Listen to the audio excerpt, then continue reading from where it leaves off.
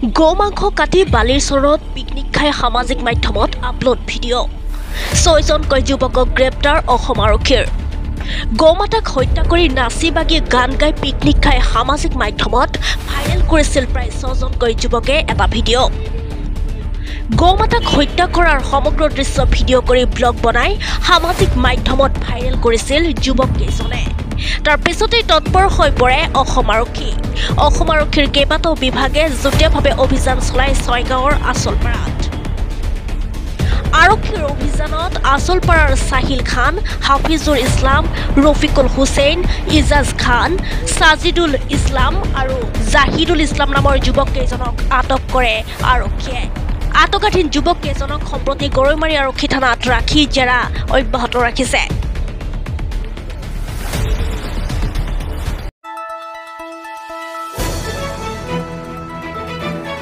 The নিউজলেণ্ডছ অবিৰত তথ্যানুসন্ধান আপোনাৰ সেৱাত খবৰ সন্ধান দ্য নিউজলেণ্ড।